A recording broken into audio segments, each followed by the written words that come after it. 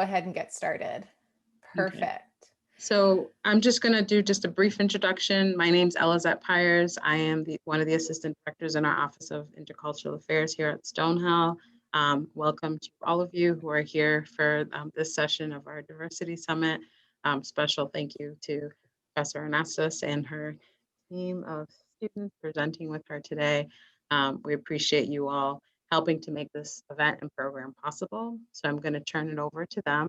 For everyone, I think I've shared this already, but we are recording this session, so those who aren't able to be with us this afternoon can access it later, and even for yourselves, if you wanted to go back to it. I know some folks have to hop off early. So thank you for being here, and turn it over to Professor Anastas.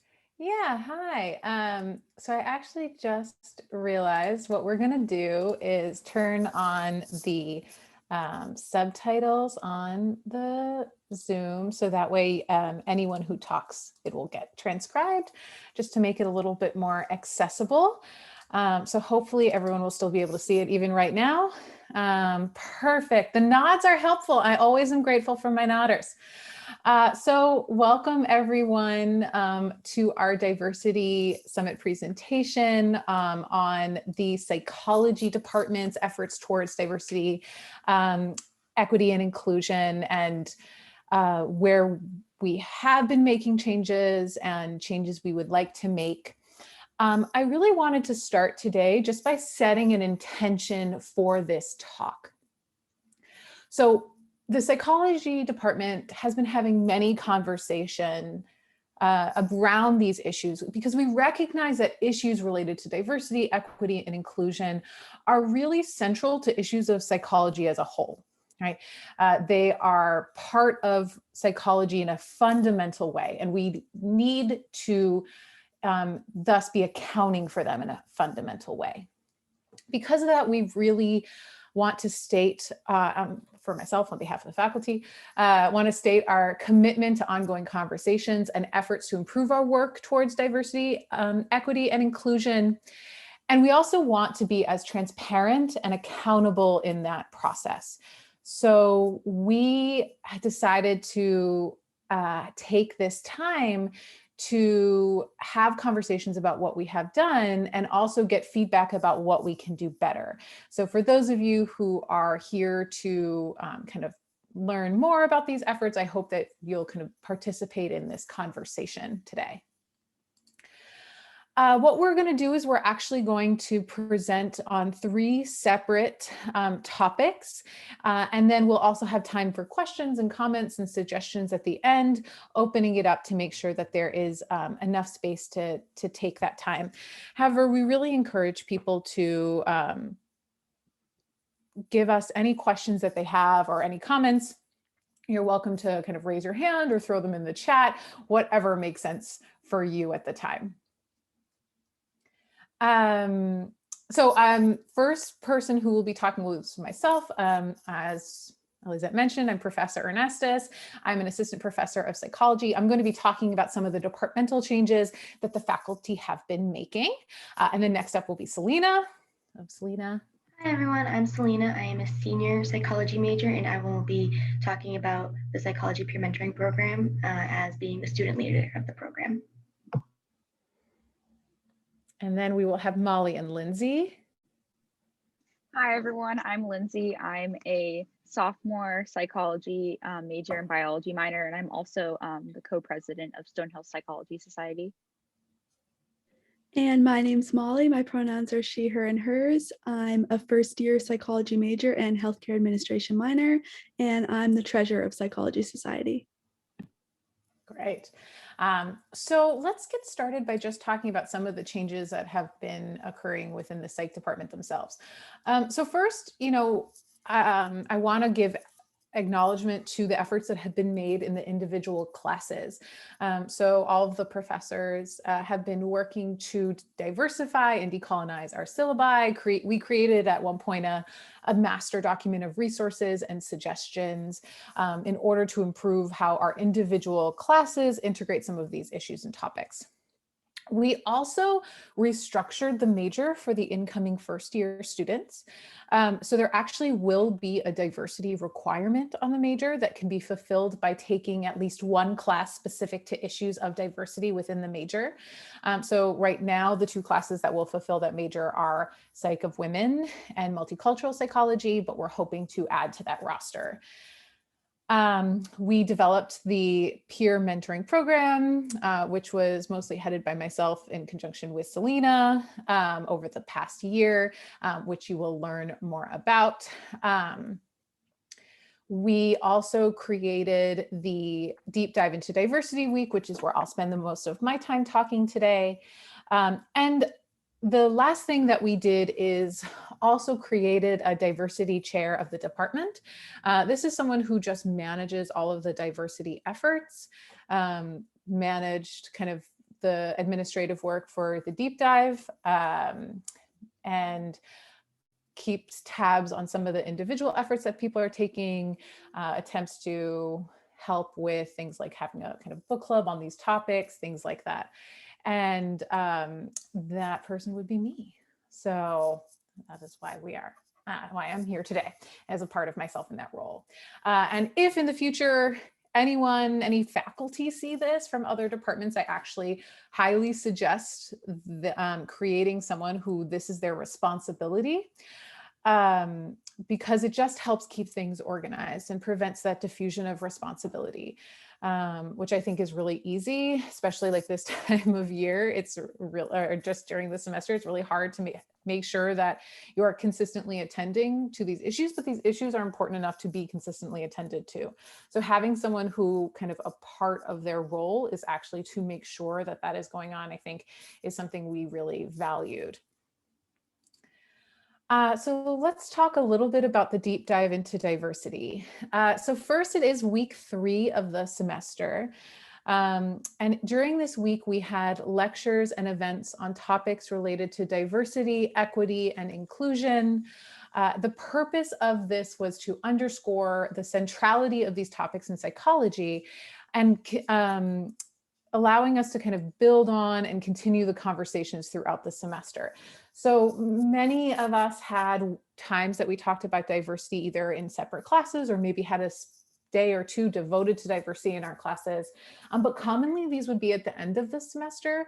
When we all kind of talked about it, we realized that these topics are so important that we want to make sure we can set them as foundational, the same way we talk about other foundational topics like learning theory. In every single class in the first couple of weeks, you learn about learning theory. In the same way, you need to understand some of these foundational concepts of psychology in order to continue to have the conversations throughout the semester. So we as a whole agreed we wanted to have an entire week devoted to this, where every person in their class would have these conversations, but also make sure that it was actually at the beginning of the semester to highlight the kind of centrality and importance of these theories. There were many different topics that people chose. So how this worked is that the professors would contact me as my role of diversity chair and let me know what they were going to be doing in class. And the reason we did that is we didn't want there to be too much overlap. So if someone was taking 4 psych classes, we wanted them to get 4 different conversations on diversity, equity, and inclusion really broadly. And this also kind of helped us track the way different people were thinking about these different topics. Additionally, since we knew that this was probably something we wanted to do every single semester, we wanted to make sure that someone who took multiple classes would be able to kind of get and deepen their conversations as time went on. So some example topics here, just to show kind of the variations in how people talked about this. In a developmental class, they talked about variations in prenatal care, in traditional cultures. In what a capstone course did culturally competent clinical case formulation. Intro to Psychology introduced research on Claude Steele for stereotype threat. Brain and Behavior talked about research by Ben Bars, who was a kind of foundational researcher examining a specific type of cell, but also was an open activist and transgender. In Psychology of Women, they talked about African-American mothers and how they engage in racial socialization, specifically in preschool children. And in my psychotherapy practicum class, we talked about microaggressions and specifically how they impact clinical practice and your role as like a therapist or your experience as a client. So it was really important for us as a part of our mission to accountability and transparency. It was really important to us to find out about what people were thinking related to these topics and how people felt we did. So we did send out a survey to all students taking a psych class this semester. We had about 96 students, which was about a third to a fourth of all the students respond to this survey. So if that was you, thank you. Pretty well distributed through the different through the different class years. Students on average were taking about 1 to 2 classes, so they would have had 1 to 2 different topics. And most of them were psych majors or psych minors, but you can see we actually had lots of people who weren't declared into the major who participated in this week. So we sent out, as a part of this survey, open-ended questions and also some Likert scale questions. Overall, what you can see here is that students reported really liking that we had a specific week devoted to these topics. The survey ranges from 1 to 5, a 4 is agree, and you can see most people are agreeing that they like that everyone's having it at the same time. Most people already really were interested in learning about diversity, felt that the week increased their interest in diversity related topics, and also felt that this increased their knowledge of diversity related topics. So overall, I feel like we had a very positive response to the week. Students also responded to a variety of questions, including what was the most valuable topic? Is there a topic or activity you would like more of? Are there specific classes or professor related feedback you'd like to give, which we then have passed on to the professors anonymously? What was something you'd like us to keep? What is something you'd like us to change? I compiled this into a really long document that I would be happy to show to anyone who's interested on this kind of call today. And also identified some specific themes around the responses. Overall, students felt that it was handled respectfully, but students also gave some really helpful feedback about specific situations that could have been handled better in the future. And that feedback was provided to the individual people and to the department so that we can make this something that was kind of continues to improve. Something that was really interesting is that students continuously mentioned liking that there were lots of different kinds of diversity mentioned, that there was gender diversity and sexual diversity and racial and ethnic diversity and religious diversity. And they wanted us to continue talking about diversity really broadly. They also loved that it was really discussion focused. A lot of people mentioned that the thing they got the most out of it wasn't the lecture, but was the discussion with their classmates. And that the most critical theme seemed to be if the material, if there wasn't enough discussion from either the professor or the students, they didn't like if it felt like no one was talking, or if they felt like the professor had kind of shoehorned it in where it didn't fit with the topic. So it was clearly important for students to feel like that it was made clear about how this relates to the course overall and doesn't just feel like kind of just trying to do something for the sake of like including diversity, right? This is central, let's show that. But students really seemed overall to be very enthusiastic for the day and wanted a lot more conversation about diversity. So as a result of this, for the deep dive into diversity specifically, we did identify some next steps. We as a department are committed to continuing the week every single semester. And we are going to continue to partner, which is something I didn't mention, but we partnered with Psych Society, who had student-led events on campus they'll talk more about. And we're going to continue to do that because a lot of students mentioned really appreciating those student-led events. We also are going to add speakers for outside lectures and events from people outside of the psychology department for like a special topic on an evening or an afternoon. And we may not be able to do that every semester, but we do want to try to do that once a year, probably in the spring deep dive into diversity. And I think we all feel really committed to improving the depth and the integration of the material in all classes, improving how we do the deep dive this year. We'll have an entire summer to prep for the fall, so hopefully that will feel really comfortable for a lot of people, but also to make sure that the information that we talk about is then continuously carried forward. Right? If we're talking about racial microaggressions, let's make sure that we continue the conversation about racial microaggressions and think about how it affects the other things we talk about in the class. So that is kind of from the department side where we were coming from. So next is the psychology peer mentors, and I'm going to turn it over to Selena. Hi everyone, so as I mentioned before, I am the student leader of the Psychology Peer Mentors, and we'll be talking about the program and kind of the process of starting it and the feedback that we got throughout the year. So what is Psychology Peer Mentors? This program was piloted in the fall of 2020. We created this program to connect first-year students with upperclassmen psychology students in hopes that it would make the transition into the college and into the major a lot easier, especially during this time. I mean, we were all first-year students at one point who may have felt like disconnected or stressed and just confused about where they belonged in the major or in the school.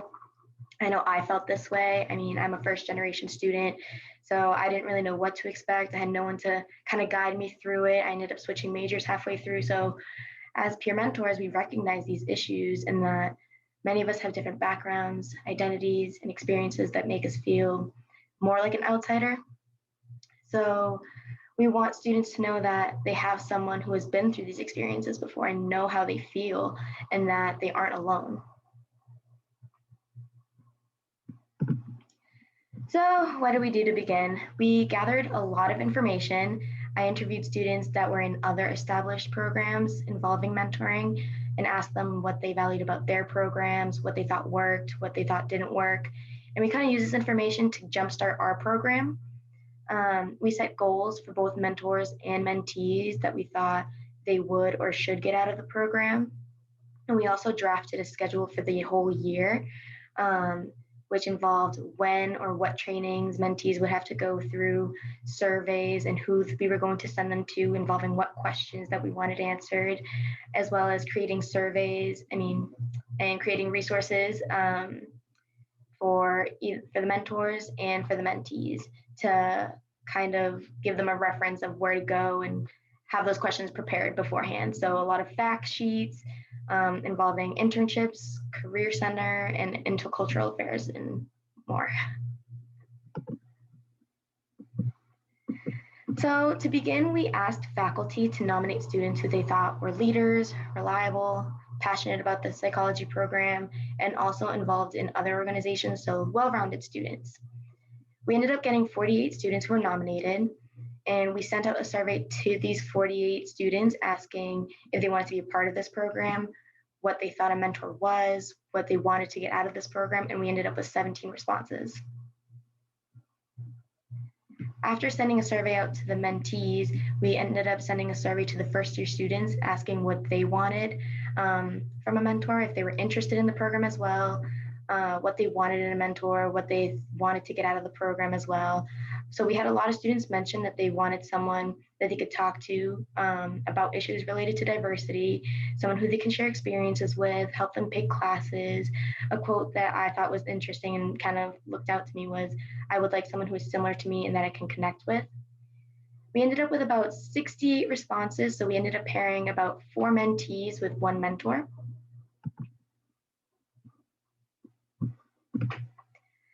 So the matching process was very interesting. We based it off the survey feedback from first-year students who said that they wanted someone who they can identify with and relate to. So a lot of it was matching by similar majors or minors, if they were a commuter student or lived on campus.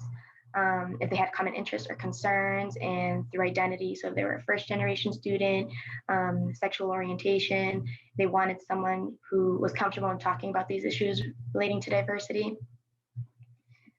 So after we matched the mentors and mentees, we discussed how we wanted mentees to go through some trainings. So we set up 2 specific trainings, the orientation training, which happened in the summer of 2020. So during this orientation, we introduced the program, what we expected from our mentors, and what the overall year would look like. And then we also had a diversity training, which was halfway through the first semester, talking about how to have these conversations and what to keep in mind when we do have these conversations. So during the second semester, we sent a survey to mentors and mentees for feedback about the overall program. Heading towards the end of the year, the program had been running for the first year, and we wanted to check to see what was working or what needed to be changed. So some major themes that we got for the mentors was that the diversity training was very helpful. A lot of them of the mentors ended up having a full developed relationship with about 1 or 2 out of the 4 mentees, and that they wanted trainings earlier in the year. For mentees, their themes were that the program helped them feel more connected to Stonehill, which is one of the goals that we wanted to set, that they talked to their mentors at least 1 time throughout the year, and that they thought that there needed to be more improvement in the communication between mentors and mentees. So here's just some quotes that I pulled out from both surveys for mentors and mentees. For the first quote from mentors, it was asking about what needed to be improved. And many of them said maybe more opportunities for mentors to meet and just talk through ideas, organizing programs to attend just to get to know each other. And the second quote comes from the question asking about if the trainings were helpful and which trainings were helpful. And this quote spoke out to me. It said, "I felt the diversity training was personally the most helpful because it really helped me put into perspective different factors about identity and where it all falls into place regarding a role as a mentor." So that's why we think it's important to have these conversations. For mentees, the question that this quote came from was talking about what was helpful about having a peer mentor. And they said that having someone who went through the same classes and that having her just to ask questions was a great resource. And then the last quote comes from the question of what they thought could be improved from the program. And they said that they think that the group events or something could be added just to get to know other mentors as well as other people in the major. So overall, the data showed that mentors thought the program was more valuable than mentees, which is very interesting to see.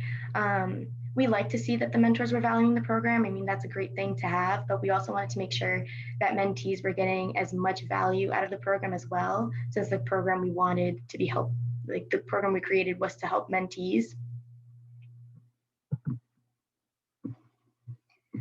So what do we plan on changing? We want to recruit mentors earlier in the year, so the spring semester of the prior year.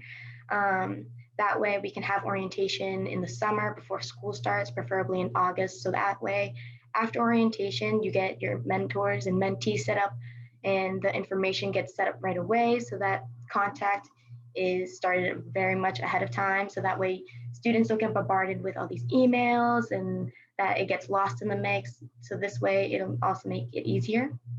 And we hopefully, COVID permitting, we'll be able to set up a social program so that mentors and mentees can meet each other as well as the psychology faculty.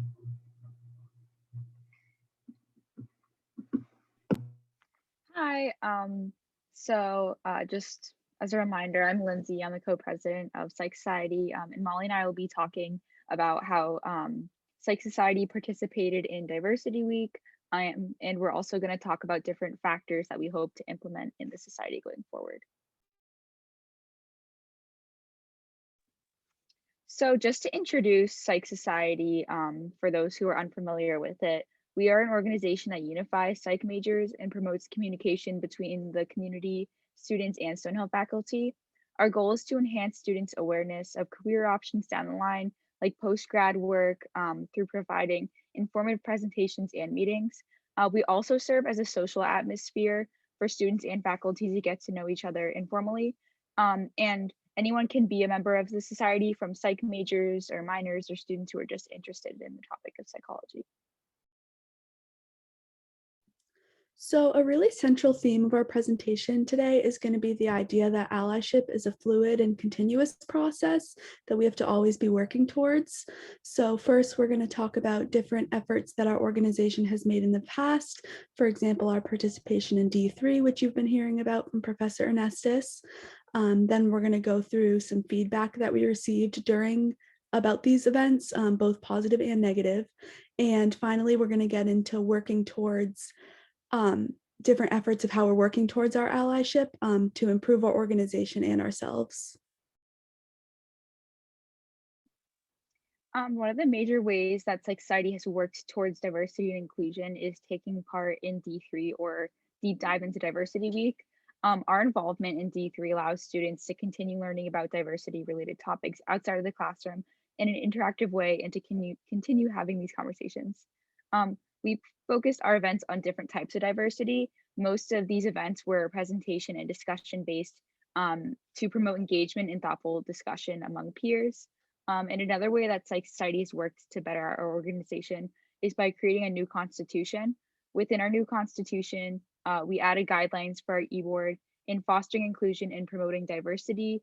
We really wanted to make sure that not only do we continue to have these conversations and practices regularly, but we also want to make sure that the e-board members who come after us do the same. So in general, we always support the Office of Intercultural Affairs. They offer so many great resources for students about diversity education, which our e-board members have been utilizing. And during D3, a goal of ours was to promote various types of diversity, including racial and ethnic diversity, gender and sexuality, religious and socioeconomic diversity. So in order to do so, we paired with these various cultural and identity focused organizations on campus, which we really enjoy doing, and we hope to continue to partner with them in the future. So after participating in D3, we gathered feedback about the success of our program to learn how students felt about the events, what they enjoyed, and what they would like us to improve on when implementing D3 in the future. We obtained this feedback from Professor Nestis' survey on D3, a psychology society survey just in our events, and via informal feedback from the organizations that we partnered with. So regarding our efforts in D3, we received a lot of really great positive feedback. Like Professor Ernestus mentioned, Stonehill students in general are passionate about learning about diversity and inclusion education on campus. For example, this one student in this first quote put it really great by saying that Stonehill is still a work in progress towards being more inclusive, which just goes back to our central theme that allyship is a continuous commitment. It's important for both the Psychology Society and department and just for the greater Stonehill community to make that commitment towards being more inclusive, as that student had put it. Also, another student commented on the usefulness of their psychology background during these diversity conversations, since, as Professor Nestis just explained, it is a really foundational idea in the fields of psychology, which is one key reason that we're going to continue to promote these conversations in our organization. As we want to continue our involvement in D3 and holding these events for students and faculty in the future, there are some ways that we want to improve to meet our goals of providing students with a comfortable and inclusive environment where they can learn about diversity and have meaningful conversations. As our e-board consists of non-students of color, we must approach these difficult conversations in a sensitive manner. For example, asking BIPOC to teach non-students of color is very harmful, and additionally, these conversations should be encouraged but not forced upon BIPOC students.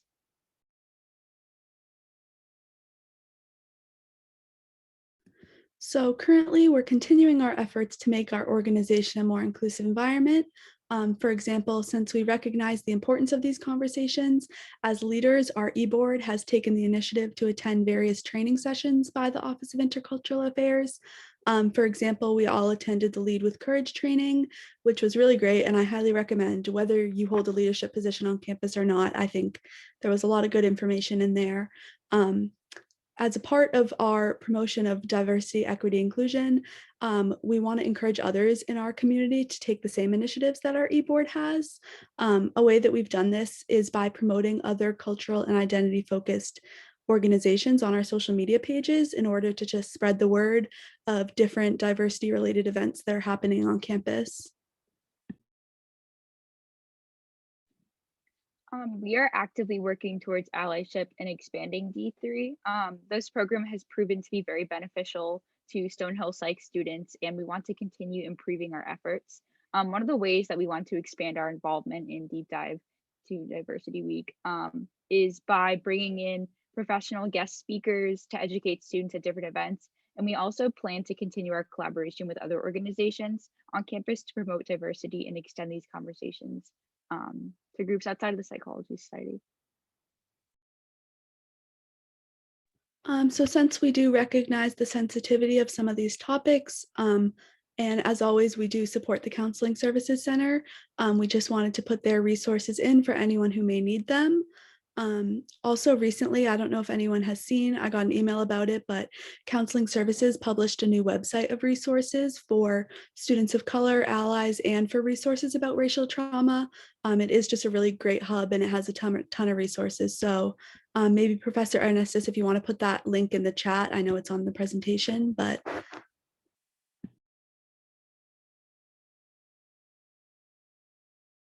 I can try.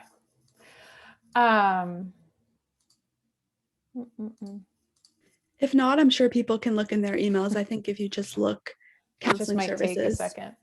Okay. Well, I will send it. But I want to make sure, so we really wanted to just take the time to offer people the opportunity to ask questions about any of the things that we talked about today, or if they'd like to see some of the materials that we referenced, whether that be the surveys or anything else. Yeah, so we're kind of opening up the floor to clarifications or questions or ways that we can improve in this process. And I will get that link.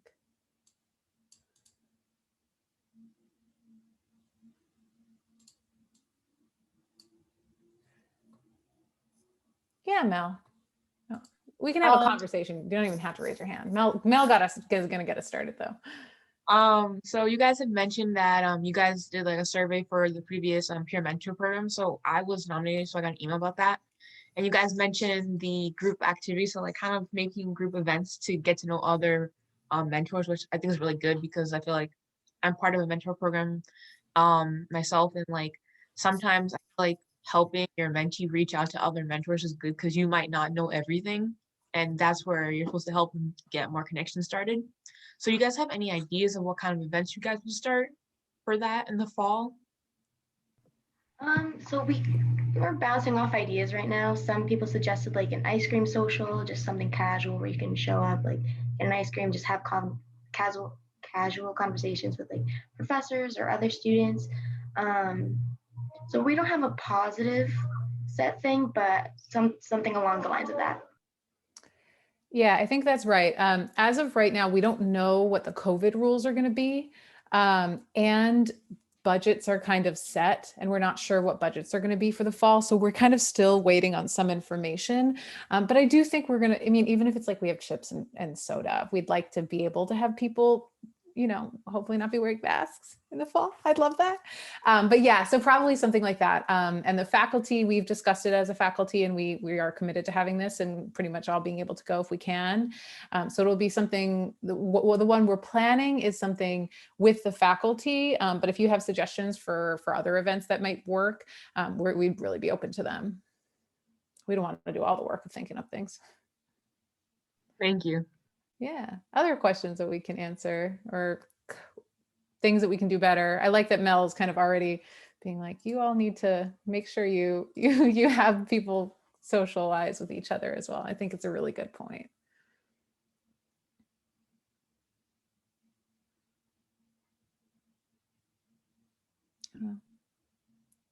Nicole, yeah. How do you feel like more people could be like more open to it? Like I feel like I'm pretty open, but how could we also increase our own efforts? That's a really good question. So you mean efforts towards like diversity, equity, inclusion in kind of your life? Exactly.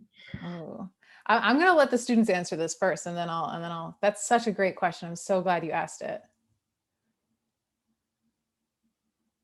I personally think a great place to start would be the Office of Intercultural Affairs. You've probably seen in your email, I think they send like a weekly update. So I'm sure if you just go into the search bar and look up their name, they provide so many different trainings and resources and stuff like that. So I think that would definitely be somewhere to start. And that would be somewhere to start on campus. Whereas in your actual life, that would be maybe a different thing. But as far as on campus, that would be where I would start. Yeah, just kind of going off of what Molly said, probably like making sure to attend some events from the Office of Intercultural Affairs, or even just like coming to the Diversity Summit, I feel like is a good start because like you're starting to like get involved and like learn new things. So yeah, just kind of keeping an eye out for events on campus that are diversity based. I know that in the Lead with Courage event that we attended, they taught one of the things that they taught us is kind of how to almost call out people as you hear things that they say are incorrect in a kind and constructive way. So I think if you're looking to do that in your life, both in the Stonehill community and outside the Stonehill community, I think that would be something good too, is learning different ways to kind of voice your opinion and stand up for others as you hear things said that are not right or, you know, not for diversity, equity, and inclusion.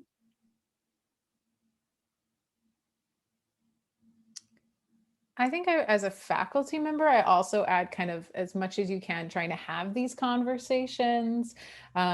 Just opening up the door to the conversation is just such a valuable thing, and being open to hearing the other side. And then I'm always like kind of working towards as much as I can be open to other sides, and then always go if the other side is something that maybe is not as open to kind of some of the issues that we're talking about here, always kind of responding in a calm and respectful way, especially with with information, right? That I think one thing I've learned about Stonehill, at least, is that the students really want to care for other people and do the best. And as long as we can kind of remember that value, and help people do that more effectively and help ourselves do that more effectively, recognizing the ways that we might be kind of failing as allies to groups that are different than ourselves.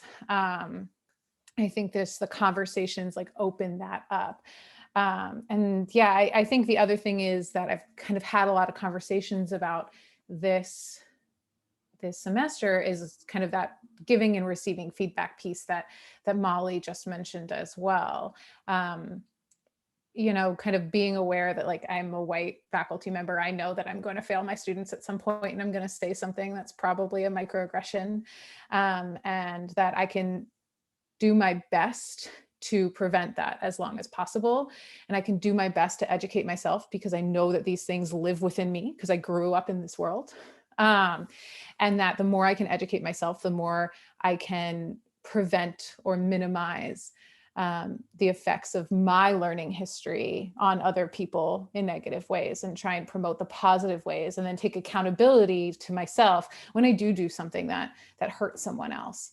I think, it's such a process of educating yourself about the world, but also educating yourself about yourself as many ways as possible. Such a lovely question. Other questions that we can answer, or suggestions about things that we can do better for any of the three kind of topics or organizations that we talked about today? Yeah, we have a question. Can Selena talk more about what she does as the student leader of the mentorship program? Yes, that's such a good question. Thank you, Casey. Yeah, so as student leader, I tend to send out a lot of reminders to students of when to connect with their mentees, as well as developing survey questions and formulating those surveys and helping Professor Ness just kind of like send those out.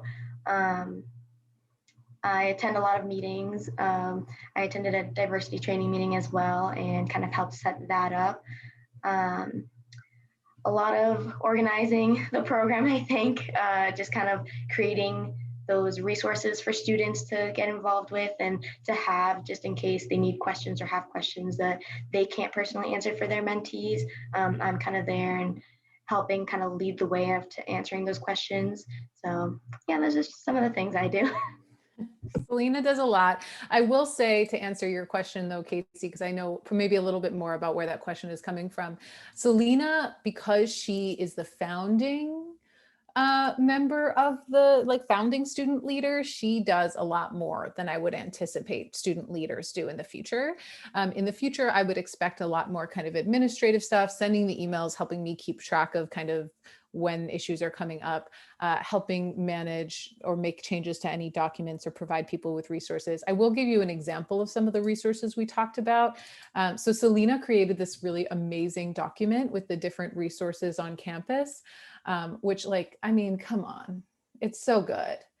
So this is, as an example, something that we gave to write some questions and answers. This is amazing. I know. Thank you, Molly, for this applause. I thought this was outrageous, outrageous. The different faculty with their numbers. How do I find where my advisor is? You know, information that other people on campus might have, but we could anticipate, like some peer mentors mentioned, like my person's asking me like this question, how do I get them the answer? And this was a really awesome document that a lot of mentioned was really helpful. This is already created, so the student leader won't have to create it, but maybe if there's some new frequently asked question that we got, they might update it. So yeah, I anticipate it not being quite as labor intensive as it was for Selena. Selena actually got directed study credit out of it because she worked with me for an entire year. We've been meeting for an entire year about this every week pretty much. So I don't anticipate it being that labor intensive because a lot of it has been already built, but I do think that the student leader would have an opportunity to help determine the next steps and the directions and make the program better. So it doesn't have to be very intensive, but it certainly could be if the person had like brilliant ideas and really wanted to take initiative. Yeah, thanks for a great question, Casey. I also want to shout out Elizette was the person who gave our diversity training. And I actually want to shout her out because she got probably the most comments from our mentors about what people thought was really helpful and valuable in their role as a mentor. So we certainly are going to have that again. I already emailed about that. Yes. Other questions or comments? I'm curious to hear more about the Psych Society Constitution and how writing in the information about diversity and inclusion will help Psych Society keep that going forwards. Yeah, so we added some statements about what students should do like when conducting like diversity-based events and ways that they can educate their members and themselves. And we thought that this would be important to add because kind of like coming into the society, like we didn't have like a basis and it was like kind of like difficult to like figure out like how to like maneuver these events like without a basis. So we thought it would be helpful and like make events smoother and more beneficial for students if we had like guidelines for students to go off of. Do you have an example or do you remember sort of the general idea of what type of guidelines? Sure. One of our guidelines for our events is putting pronouns in like a Zoom name if we have Zoom in the future. Hopefully we're all in person. But if we're in person, like we would introduce our pronouns. Okay, thank you.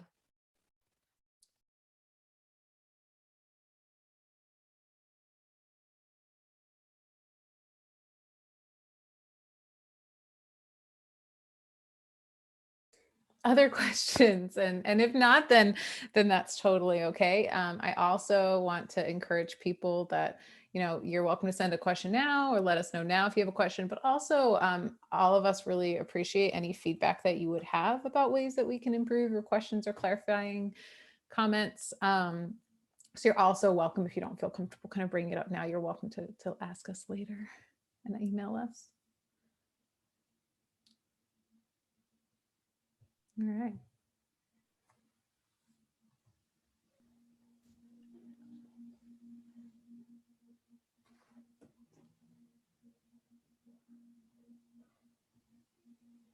Seems like there are no are any more questions, but I did want to take a moment to again thank you, Professor Ernestus. Thank you all the students who presented today and shared about what the psychology department is doing, what your individual groups are doing.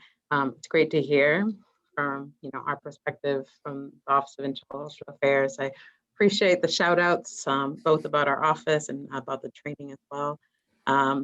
Our office, as was mentioned, we are here as a resource for folks who wanting to learn more, engage more. We have groups, some spaces for that are specific for folks who identify within specific demographics, but we also have opportunities for anyone as well throughout the year. So definitely keep an eye out for our Intercultural Affairs Happenings newsletter that comes out weekly on Mondays, and also following us on social media. Diversity, ST Diversity is our basically for everything, Facebook, Twitter, Instagram. You can learn a lot about what our office has coming up and doing over the course of the year and in the fall. So if you're wanting to learn more, I'm always happy and welcome to connecting with folks as well. But thank you again. Can't thank you all enough for helping to make our Diversity Summit a success. So appreciate you taking the time to be with us on a Friday afternoon, and hope everyone has a wonderful weekend. Thank you. And thank you to all the people who attended. I think we were really glad to see you. Thank you for this time.